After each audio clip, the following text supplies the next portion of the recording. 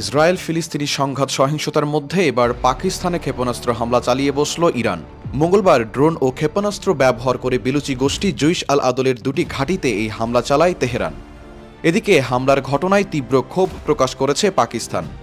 বুধবার এক প্রতিবেদনে এই তথ্য জানিয়েছে ব্রিটিশ গণমাধ্যম বিবিসি। এই হামলায় 2 শিশু নিহত হয়েছে, এছাড়া আহত হয়েছে আরও 3 জন।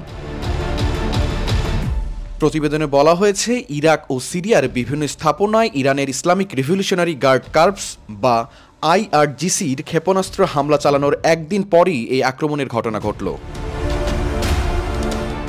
পশ্চিমা গণমাধ্যমগুলো বলছে, জৈশ আল আদল নামের এই জঙ্গি গোষ্ঠীটি এর আগে পাকিস্তানের সঙ্গে সীমান্ত এলাকায় ইরানি নিরাপত্তা বাহিনীর ওপর বেশ কয়েক দফায় হামলা চালায়। ইরান অবশ্য বিস্তারিত তথ্য না দিয়ে জানিয়েছে, এই ঘাঁটিগুলোতে ক্ষেপণাস্ত্র ও ড্রোন দিয়ে হামলা চালিয়ে ধ্বংস করা হয়েছে।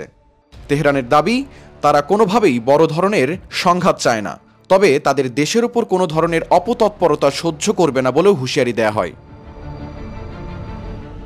ইরানের সীমান্তবর্তী পাকিস্তানের বেলুচিস্তান প্রদেশের প্রধানমন্ত্রী জান আচাকজাই হামলার বিষয় নিয়ে কোনো মন্তব্য করেননি।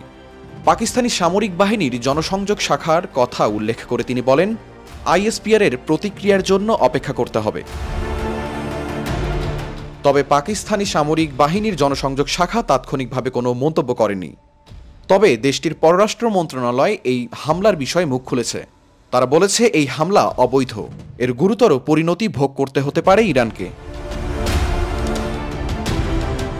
শাহরিয়ার কবির, প্রবাস খবর।